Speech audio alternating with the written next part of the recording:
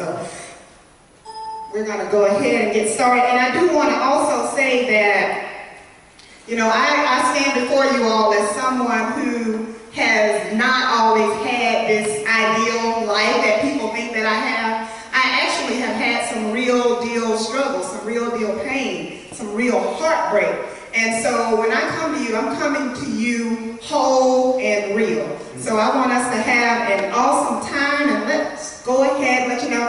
I'm a transformation specialist, licensed social worker, educator, success coach, and empowerment speaker. And being that we don't have a lot of time, I'm not going to go through all of my slides, but I want to just start by saying this.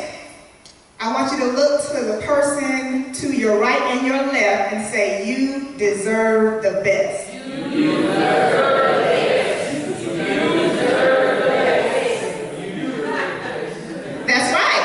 That's right. You do deserve the best. So never settle. Never settle. I have a presentation called Breaking the Pattern of Mediocrity. I think that that is an issue where people think it's okay to settle. It's not okay to settle.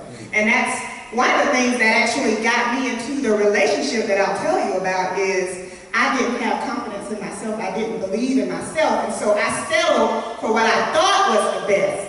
I thought that I had a great deal. I thought, okay, he's a football player. He's a basketball player. I'm lucky to have him. But now I see he was lucky to have me. He was lucky to have me. And so we're going to talk a little bit about compassion fatigue and burnout. And I'm not going to go through everything that it is because I'm sure most of you have heard of that. But as he said, you know, you have been taught today about making sure that you are pouring into the students. But one of the things you got to make sure you do is refill your cup. And I know from going to different organizations and presenting at schools and conferences that a lot of these teachers and counselors and administrators, they are hurting and they are struggling with their own pains, but they have to be strong for everyone else. And so they might be thinking, okay, I'm the person that everyone comes to when they have a problem, whether it be on the job, whether it be at home, family, friends. I know I'm the one.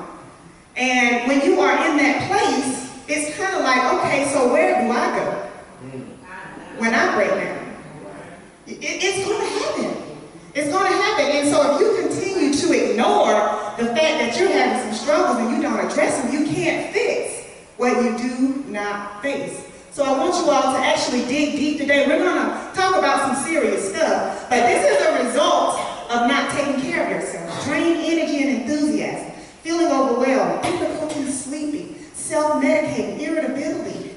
You know, when you just have that real bad mood, yeah, something else is going on. Maybe you didn't get enough sleep. You know, maybe you're putting the wrong things into your body. So cultivating self-love, how does this relate to today's topic? This is something that anytime I have an opportunity to be in an audience, I have to talk about self-love. Because you cannot love everyone else and not love yourself. And I know that if I were to ask you all, do you love yourself? Everybody is probably going to say, yes, of course I do. Why would you even ask me a question like that? Well, I'm not going to ask you that question because I know you're going to give me that answer. But you know what I will ask? How do you show that you love yourself? Because that's a more deeper and a more profound question for you. So what have you done lately for yourself? Just take a minute to think about that. What have I done? What is my wow goal for the week? And that is within 1 week. What is it that I will do for myself? You can't fill them with an empty cup. You've got to fill them out of your overflow. So you've got to take some time for yourself. So self-awareness is a huge part of taking care of yourself. So what do you want your future to look like? What are your primary frustrations? Again, you can't fix what you don't face. What are your habits, your routines, your behaviors? What is it that you're doing that you already know it's a habit that you really, really need to work on, but you're kind of avoiding it, you're putting it off, you're helping everybody else out, but you got your own elephant in the room that you haven't even addressed? Yes. When do you feel your best? When do you feel stressed? What motivates you? And what is it that you must accomplish and why? And it's good to really write that down. I suggest I must accomplish blank because blank. That's a really good reflective question. What is it that you need to accomplish? So some habits that lead to burnout and compassion fatigue. Superwoman, Superman syndrome. So I struggle with this a lot, especially I have a 3-year-old, and it really broke me down when I thought I was Superwoman. I was cooking, I was cleaning, I was teaching, I was working on my doctorate degree, I was doing everything. And I was waking up in the middle of the night, because how many of you know the dads kind of play sleep when that baby is waking up? Every couple hours, and you're like, okay, I guess it's my turn again. So I learned really quick that I can't be Superwoman. Poor self-care. Again, what are you doing to take care of yourself? What are you putting into your body? Are you drinking enough water? All of that is important. Are you getting enough sleep? Not grieving. This is something that we deal with too, because we think that, okay, we've lost a student.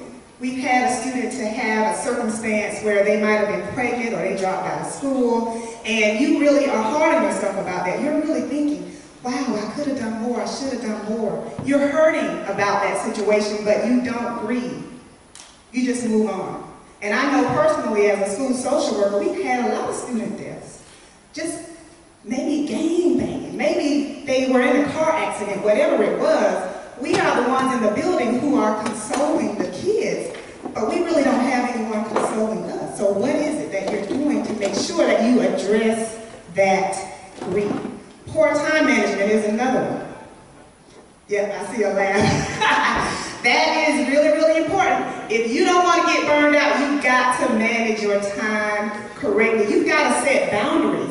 And I understand that you might be overloaded with work, but you've got to say, look, if there's some point I got to take some time for me. I have to do that. It's not a question. It's something I have to do. You've got to do it. Perfectionism. How many of you can identify with being a perfectionist? I know, I call myself a recovering perfectionist.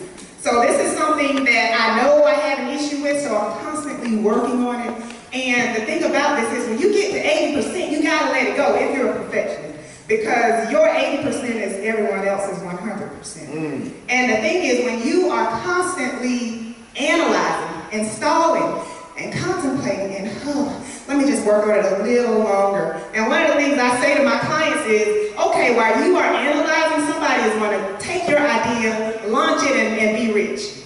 Okay? And you're still analyzing. I have people come up to me all the time. I want to write a book, or I have written a book, but I'm still editing. How long are you going to do that? Take action. Whatever it is that you say you want to do, do it. So here are some discussion questions for you. What are your top 3 priorities? And I do want you to take just maybe 2 or 3 minutes to answer these 2 questions. What thoughts or habits do you need to release? What thoughts or habits do you need to pick up?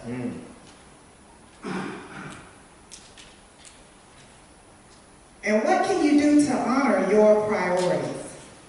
And I'll talk a little bit about prioritizing on the next slide. But what thoughts or habits do you need to release? What thoughts or habits do you need to pick up? Can anyone think of one? A thought or a habit that they need to release or pick up? Release procrastination and pick up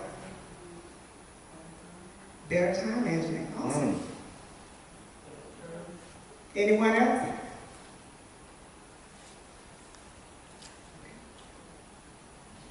So 5 ways to energize your inner helper.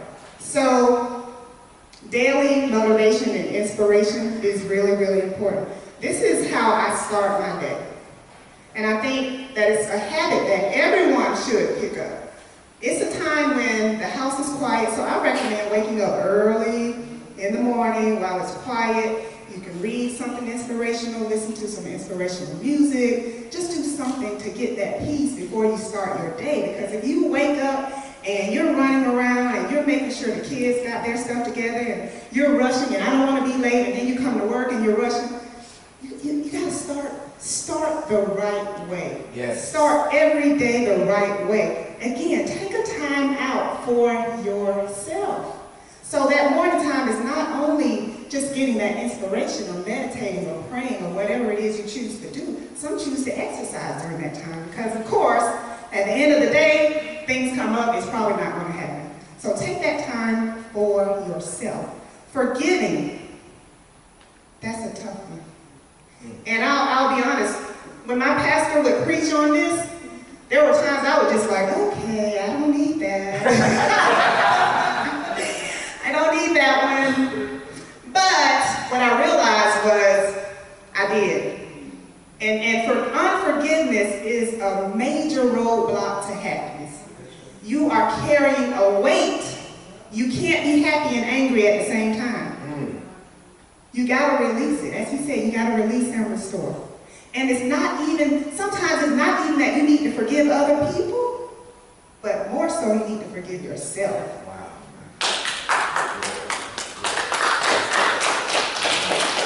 You have to forgive yourself for all of the times that you have gotten it wrong, your mistakes.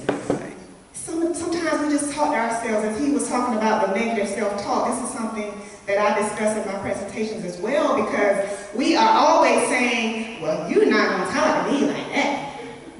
But think about some of the stuff you say to yourself. You don't have to say it out loud, but you know what it is. Stupid. That was so dumb. Why did you say that? But if somebody else called you stupid, you'd be really, really upset with them. That's right. So think about what you are saying to yourself. Prioritize. That goes back to time management. You have to really think of this in 4 categories. The first one is, what is immediate? What is it that I need to take care of right now? So that might be that if I don't pay the utility bill, the lights will be turned off. That is immediate. Sometimes we do these to-do lists and everything is on it, even the dishes, the laundry. You know, that is not an immediate priority. The second one is that you might have to postpone it for a later time. So that would be the dishes. You're not gonna die if the dishes stay in the sink overnight. You can get to that tomorrow. The third thing is you have to delegate. When he said he had his team to delegate, that's a smart way to prioritize and manage your time. You can't do it all. Again, don't try to be Superwoman and Superman. Yes. Prioritize.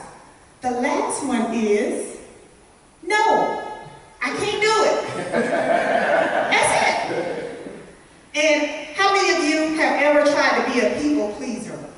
And by this I mean, you don't want to hurt their feelings.